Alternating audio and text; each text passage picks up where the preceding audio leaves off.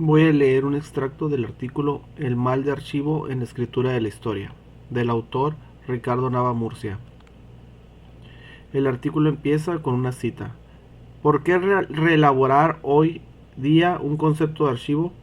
Los desastres que marcan este fin de milenio son también archivos del mal, disimulados o destruidos, prohibidos, desviados, reprimidos.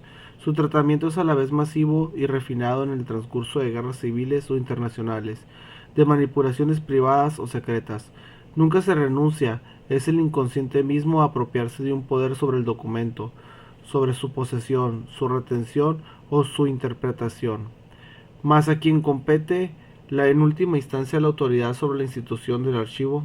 ¿Cómo responder de las relaciones entre el memorándum, el indicio, la prueba y el testimonio? Pensemos en los debates acerca de todos los revisionismos. Pensemos en los seísmos de la historiografía, en las conmociones técnicas a lo largo de la constitución y tratamiento de tantos dossiers. Jacques Derrida. ¿Cómo enfrentar de un modo nuevo la problemática de archivo? Es el envío que Jacques Derrida manda a los historiadores, tanto los modos que éste se constituye como el espacio físico que resguarda los documentos, pasando por su institucionalidad arcónica que ejerce su poder de custodia y autoridad hermenéutica legitimadora, hasta los modos en que el historiador, desde un conjunto de operaciones específicas, se relaciona con él. Las preguntas que envía tienen una pertinencia relevante y de actualidad, en tanto que el autor señala, en principio, la interrogante por la necesidad de reelaborar hoy en día un concepto de archivo, para continuar con al menos tres aspectos esenciales. Número uno, los archivos del mal, esto es, las huellas de acontecimientos que son borrados, destruidos y manipulados en nombre de un poder que los deniega o autoriza.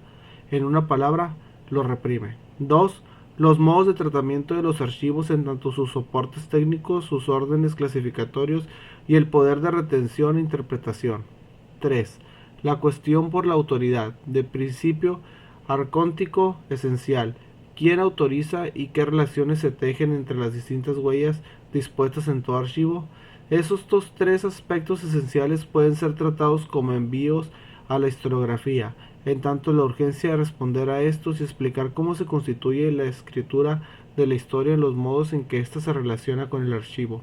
El presente trabajo tiene como objetivo realizar una reflexión acerca de las consecuencias historiográficas que una deconstrucción del concepto de archivo pone en curso a partir de los nuevos soportes de archivación, sus modos de tratamiento y el malo que lo constituye en tanto su condición de posibilidad misma, destruirse para preservarse. ¿Hasta dónde es posible pensar históricamente el archivo? Esta es la pregunta que gira en torno de esas reflexiones, las cuales se sitúan en un lugar específico, la escritura de la historia. Es a partir de este campo desde donde se interroga el concepto mismo de archivo. A partir de una lectura desde la práctica historiográfica de mal de archivo, una impresión freudiana. Por ello, en el presente trabajo se va a sostener que esta deconstrucción en curso inaugura una posibilidad de pensar históricamente el archivo.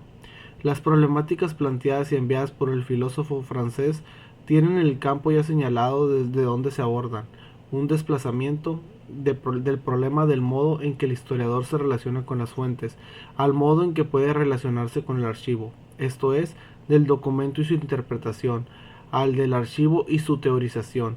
Derrida plantea en un problema anterior a toda discusión sobre la memoria, el tiempo y la construcción de la validez del discurso histórico. Para Derrida, la condición de posibilidad para construir una teoría del archivo que revolucione de manera potencial su problemática se encuentra en la teoría del psicoanálisis. Todas las metáforas ideadas por Freud para construir una imagen útil para pensar el aparato psíquico hacen posible una teoría del archivo o no reductible a una teoría de la memoria. De esta manera, una de las tesis propuestas por Derrida es la siguiente. Un mal radical habita al archivo, actúa en el conjunto de operaciones de custodia, conservación e interpretación, y en los modos en que se mantiene una relación con éste, es decir, en los modos en que se establece una relación con el tiempo, con la memoria y con el olvido. Se trata de una pulsión de archivo, pulsión de conservarlo todo, de registrar cada detalle, de no permitir que ningún testimonio de documento y monumento se pierdan. Es una pasión social por guardar y conservar todo rastro, todo resto, toda huella, de evitar que el tiempo se extravíe. Esta pulsión de archivo es lo que en realidad Derrida llama mal de archivo. La paradoja constituyente de este mal de archivo es que al mismo tiempo que hay esta pasión por conservarlo todo, no puede haber deseo de archivo sin finitud radical de la posibilidad de un olvido, sin la amenaza de una pulsación de muerte, de agresión y de destrucción. El archivo mismo está habitado desde su interior por esa pulsión de muerte pensada por el psicoanálisis, pulsión de muerte que es al mismo tiempo la más conservadora. El archivo se da muerte para conservarse. La lectura que hace Derrida de Freud permite darle complejidad al modo en que los historiadores establecen una relación con los archivos, al mostrar las problemáticas que se enfrentan con el desafío de los clásicos y nuevos soportes de archivación, con lo que un archivo borra para preservarse, con el secreto y la ceniza es la escritura de la historia. Desde estas impresiones, la que se constituye como una ceniza que hace su propia combustión, enviando a la memoria y el olvido hacia la promesa sin promesa de un porvenir, pues el archivo no será reductible a la memoria, sino aquello que hereda como porvenir. Se hace necesario un rodeo por comprender cómo opera tácticamente esta deconstrucción en el curso del archivo, como primera escena que viene a dar el tono y a explicitar el modo de tratamiento de las relaciones entre deconstrucción, psicoanálisis e historia. Escritura y muerte hacia una diseminación del archivo.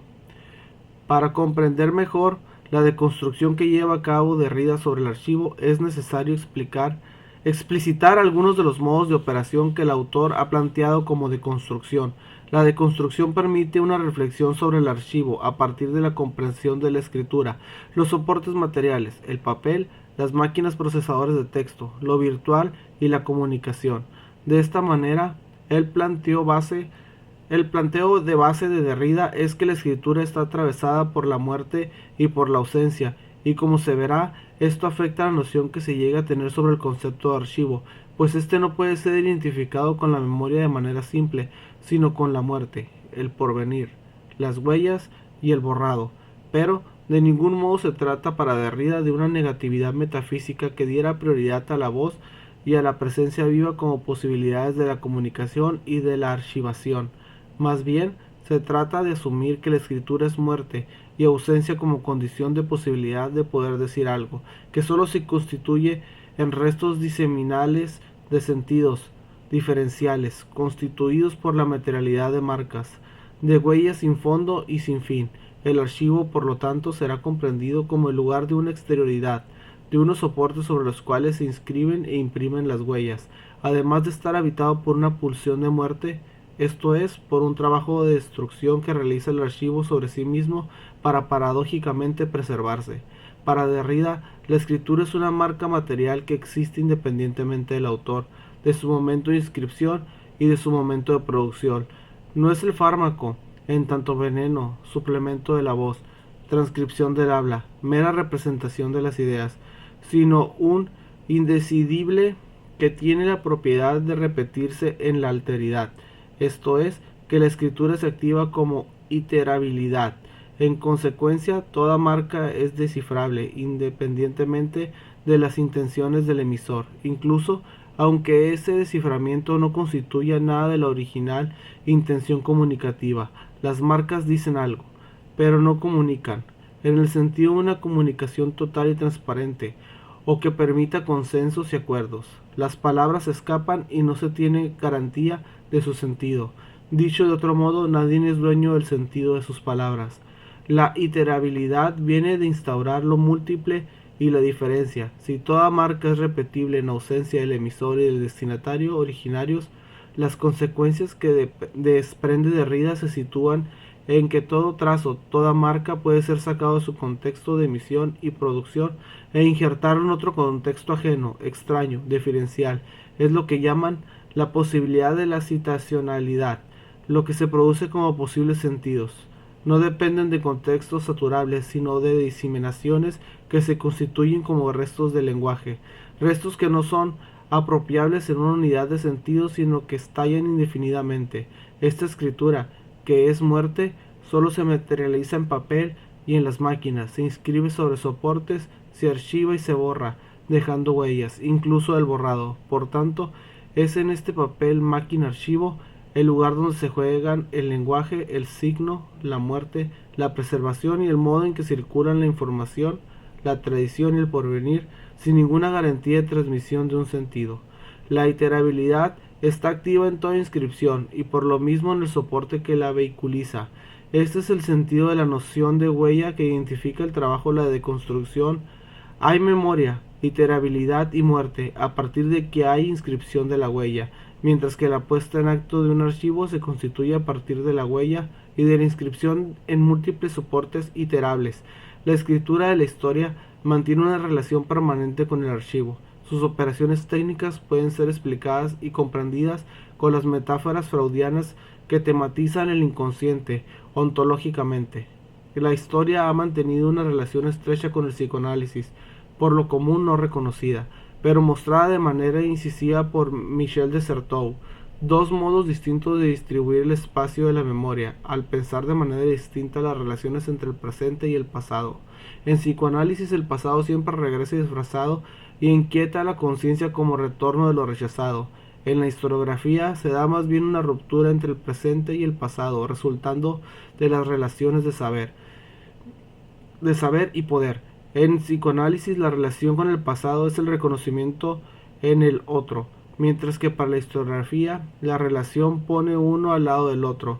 Estas dos estrategias de tiempo, afirma de Certeau, se enfrentan, pero sobre un territorio de preguntas análogas, como aquella que se interroga por cómo construir un relato que comprenda las diferencias o asegure las continuidades, o bien aquella que se cuestiona por cómo volver lo otro a sus condiciones de producción. Ahora bien, para este autor es dentro de este territorio configurado por preocupaciones análogas donde el reencuentro de ambas disciplinas ofrece algo a la historiografía. Hasta aquí lo vamos a dejar. Muchas gracias.